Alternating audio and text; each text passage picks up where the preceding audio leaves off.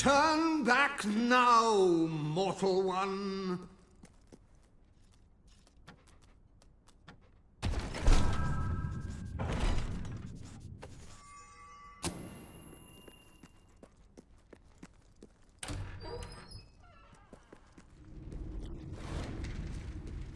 Stay away from this accursed place. Only death and insanity await you. Thou seekest forbidden knowledge, but shall find naught but damnation.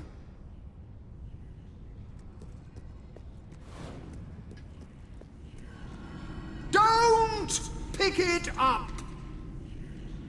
No, really, I'm serious.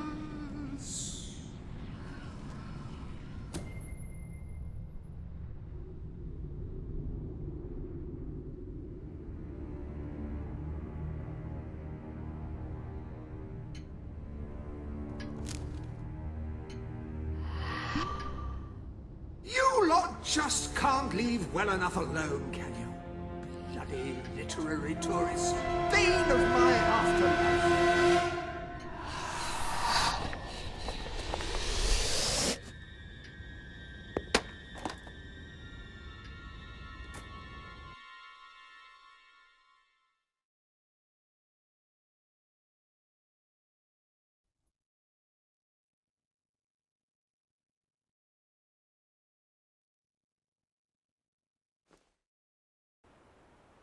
Listen, you. You're not getting my lost plate, you hear? It's rubbish. Worse than rubbish. I mean, what was I thinking mixing tragedy and comedy? I must have been off my rocker. It would seem, my dear madam, you have been apprehended by the ghost of Philip Morley. That makes us both his captives. I am Ransom Locke. If the name seems familiar, it is because I was once a detective of some renown. And yet, here I am, ready to live out the rest of my days, trapped in a book. As far as I can deduce, we are currently in a scene from one of Morley's greatest romantic plays, the near tragedy of Oliver and Ethel.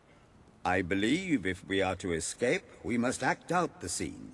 But performing is not one of my talents. If I am correct, putting on this costume should set things in motion.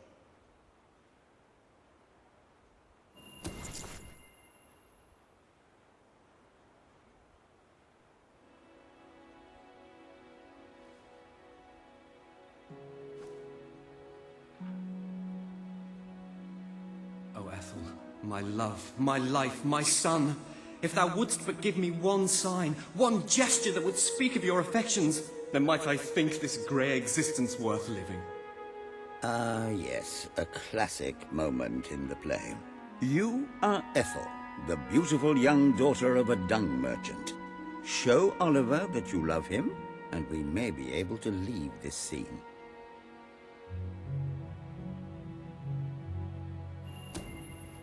My heart is yours, my love.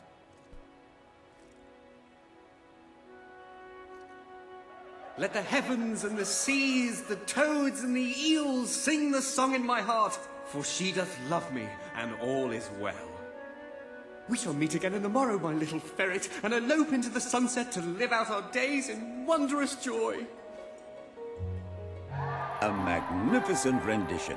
Truly, I applaud you.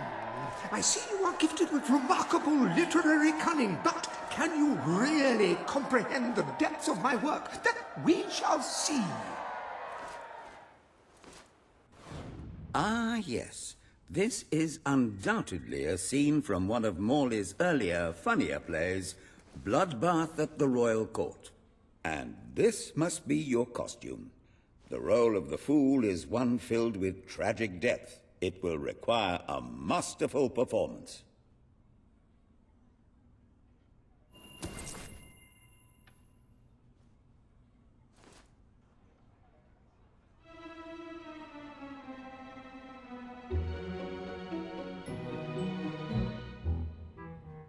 What fresh insolence is this? Out of my throne, you impertinent buffoon! Stand before your king, and do your jester's duty. 'Tis a troublesome time for this court, and my crown grows heavy. So make me laugh, or I shall have your head.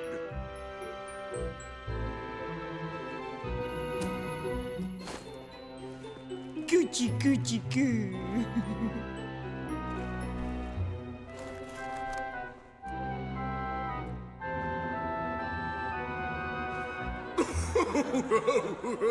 Oh, stop, it's too funny. I believe I'm in the right mood now to meet with those foreign delegates. I think I shall only behead half of them, yes. I have never seen a more convincing fool. There is hope for us yet.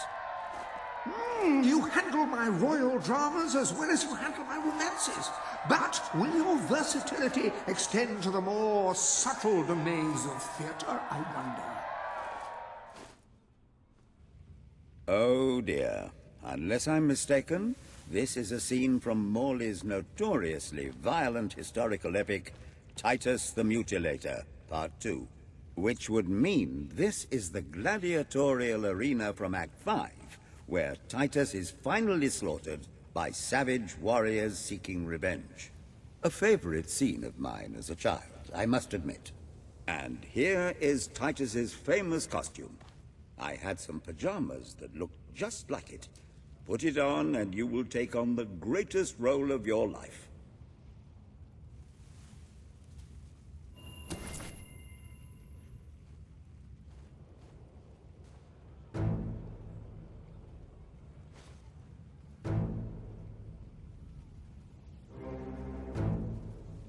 Titus! Thy pox-membered body shall pay for thy monstrous villainy. My son lies dead because of you.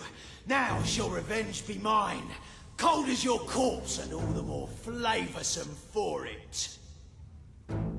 Do try to make your demise convincing. We've never lost a fight. Did you know that? Ah, that's not a sting. That was a lucky hit. Don't let it get you down. Oh, blocked him. True mercenary stuff. That shooting will kill you, you know. Bloody magic. Did that come from her?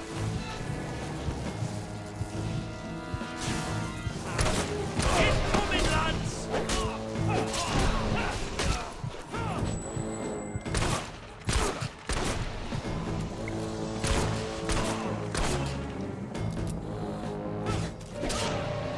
More of my kin lie slain, and yet you live.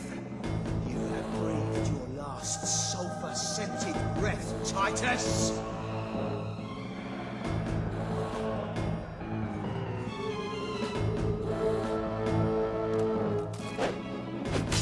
Who taught you how to hit your gran?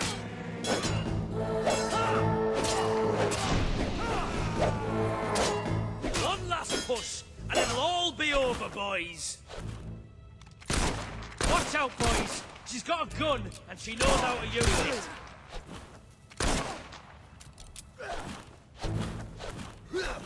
They said you were some kind of hero or something, but we're kicking your ass.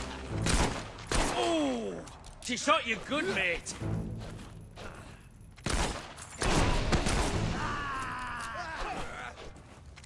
I hear you've got some fancy moves, but you'll need more than dance steps to get past me.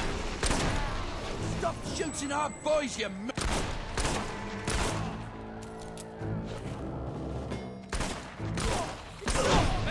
you're too good. All my men dead. My vengeance denied. My world undone. I cannot stand to live 1 second more. A tremendous performance. That's just the ending I wanted to see when I was a young boy attending the theatre every weekend. I wonder what scene will follow now. Oh, what scene could possibly follow such a masterful rendition of my work? And the way you improvised some of those roles, you brought new life to my words. I stand in awe. You have earned the prize no mortal has ever been honored with before. My missing play. I entrust it to you, for I know that you will do it justice.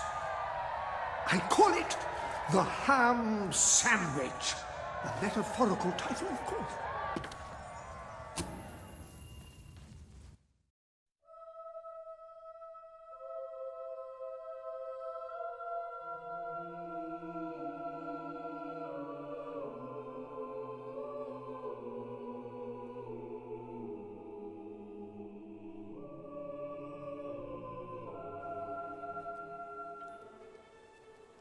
Ah, you have retrieved our aged investigator. Happy day! Have you, perchance, found... This is no time for perchances, Lambert. The play. Do you have it? We're saved, Lambert. Oh, the joy in my bosom knows no bounds. Thank you a million times. Thank you. His head bosom. It's already working. Comedy and tragedy will at last join hands.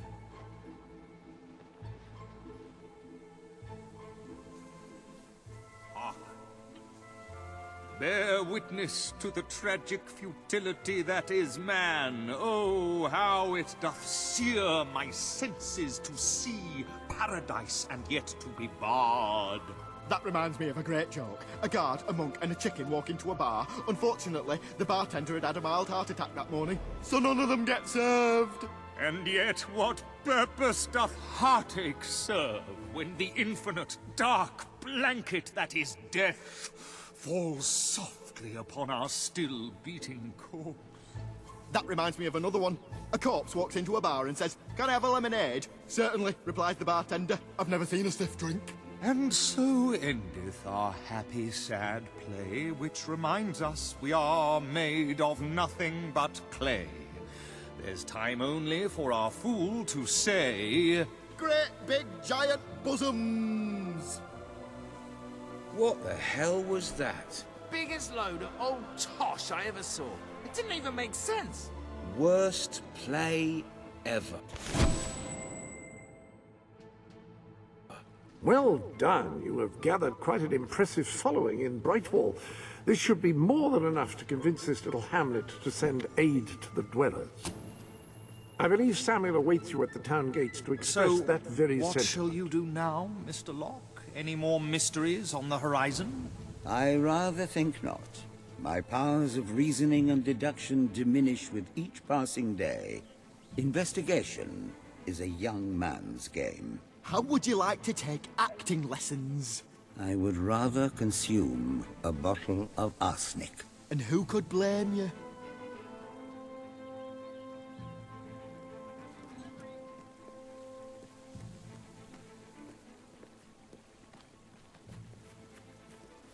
You're not one of those pillaging and looting types, are you?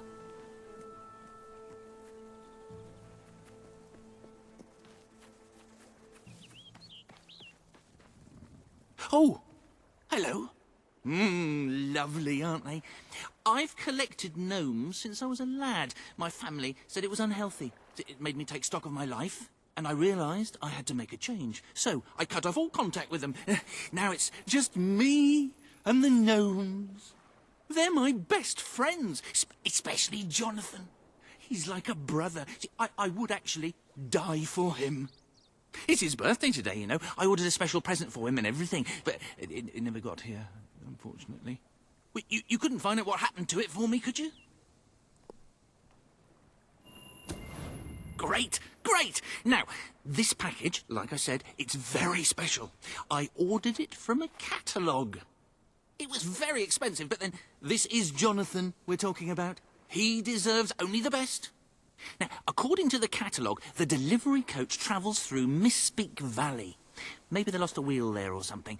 It's a good place to start looking around, anyway.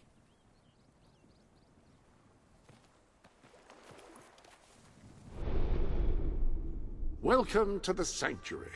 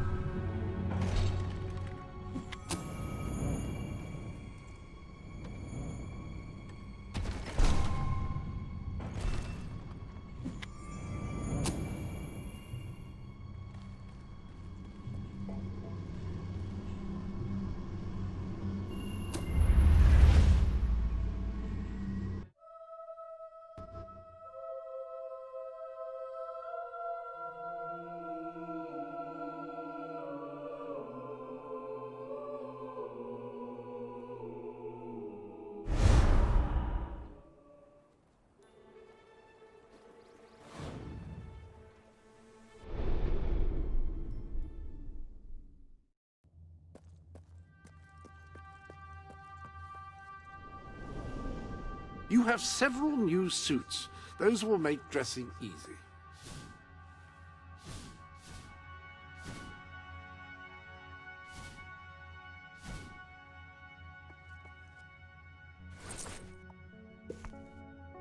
Ah, an excellent change. I think my heart may resume its natural rhythm now.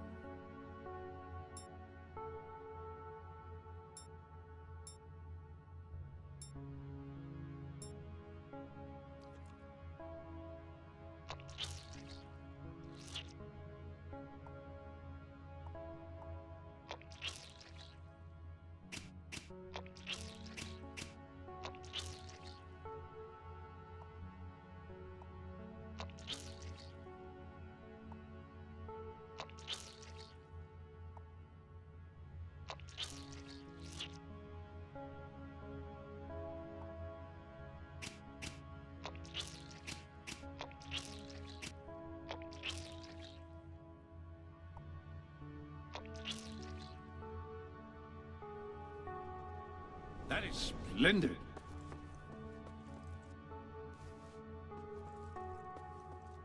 Feel free to change the color of your clothes or hair using the dyes. That is, after all, what they're for.